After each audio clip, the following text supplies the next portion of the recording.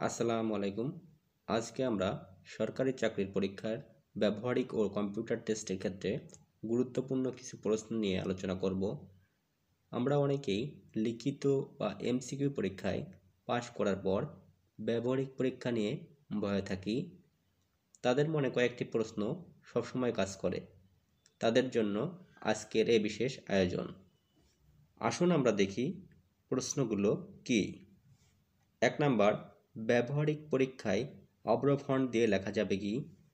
2 number, বিজয়, Unicode, বিজয় classic কোন font থাকবে? 3 number, computer certificate লাগবে কিনা? 4 নাম্বার, ব্যবহারিক পরীক্ষার প্রশ্ন কিভাবে দিবে, হাতে নাকি স্ক্রিনে? 5 নাম্বার, প্রথমে বাংলা নাকি প্রথমে ইংরেজি লিখতে হবে? 6 নাম্বার, লেখার মাঝে স্পেস দেবার সঠিক নিয়ম? 7 নাম্বার, স্ট্রোক কী এবং কিভাবে লেখা গণনা করা হয়? 8 নাম্বার, কয়টি ভুল করলে রেজাল্ট আসবে না? এখন আমরা সবগুলো প্রশ্ন নিয়ে সংক্ষেপে উত্তর দেওয়ার চেষ্টা করব। 1 নাম্বার, ব্যবহারিক পরীক্ষায় অব্র ফন্ট দিয়ে লেখা যাবে কি? এক কথায় উত্তর হবে না। ব্যবহারিক পরীক্ষায় অব্র ব্যবহারের কোনো সুযোগ পাবেন না, বিশেষ করে বাংলাদেশ কম্পিউটার কাউন্সিল ও বুয়েটে। তবে কিছু ডিসি অফিসের পরীক্ষায় কোনো ফন্ট উল্লেখ থাকে না, সেখানে অব্র ব্যবহার করা যেতে পারে। 2 নাম্বার, বিজয়, ইউনিকোড অথবা বিজয় ক্লাসিক কোন ফন্ট থাকবে?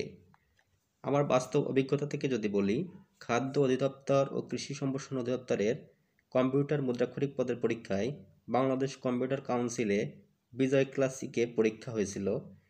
এটা অটোমেটিক ফন্ট হিসেবে ছিল। লেখার আগে অল্টার কন্ট্রোল প্লাস ভি চাপ দিলে বাংলা লেখা যাবে, তবে ভয়ের কোনো কারণ নেই। বিজয় ক্লাসিক ও ইউনিকোড এর মধ্যে তেমন কোনো পার্থক্য নেই, শুধুমাত্র 2-1টি যুক্ত বর্ণে পার্থক্য আছে। 3 নম্বর, কম্পিউটার সার্টিফিকেট লাগবে কিনা? আসলে সার্কুলার বা ভাইভাতে সার্টিফিকেট নিয়ে তেমন কোনো উল্লেখ পাওয়া যায় না।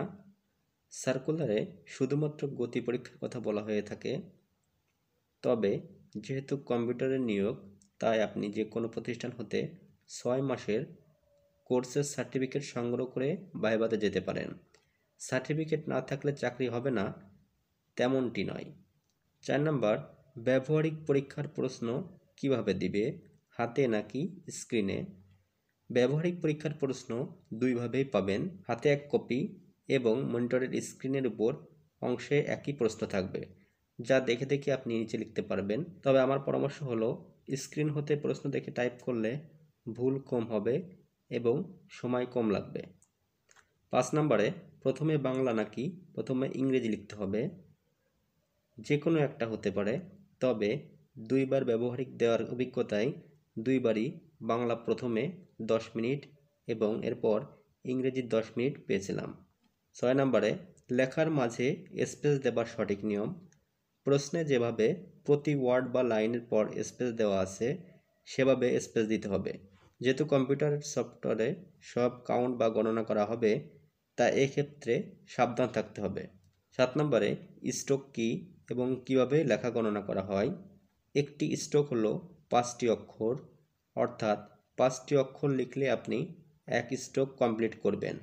অর্থাৎ 1 মিনিটে 20 স্ট্রোক মানে হলো 20 গুণ 5 সমান সমান 100টি অক্ষর লিখতে হবে। একটি ওয়ার্ডে যদি 15টি অক্ষর থাকে, তবে তা 3টি স্ট্রোক হিসেবে গণনা করা হবে। এভাবে আপনি যতটি অক্ষর মোট লিখবেন সে সংখ্যাকে 5 দ্বারা ভাগ করে আপনার স্ট্রোক সংখ্যা গণনা করা হবে। ধরে আপনি 10 মিনিটে 230 ওয়ার্ড লিখলেন, কিন্তু এখানে অক্ষর আছে 1020টি। এই 1020কে 5 দ্বারা ভাগ করলে 204টি স্ট্রোক লিখলেন 10 মিনিটে। অতএব প্রতি মিনিটে লিখলেন 204কে 10 মিনিট দ্বারা ভাগ করলে 20.04টি, অর্থাৎ প্রতি মিনিটে লিখলেন 20.04টি। আপনি প্রতি মিনিটে 20 স্ট্রোকের বেশি লিখলে পাস করতে পারবেন। 8 নম্বরে, কয়টি ভুল করলে রেজাল্ট আসবে না? নিয়োগ নীতিমালাতে বলা আছে যে 5%-এর অধিক ভুল করলে ফলাফল আসবে না। অর্থাৎ 100 ওয়ার্ডের মধ্যে যদি 5টির অধিক ভুল হয়ে যায়, তাহলে আপনার ফলাফল আসবে না। 20-এর অধিক গতি হলেও ফলাফল আসবে না তখন। তাই এক্ষেত্রে আপনাকে সাবধান থাকাটা খুবই জরুরি। ধন্যবাদ।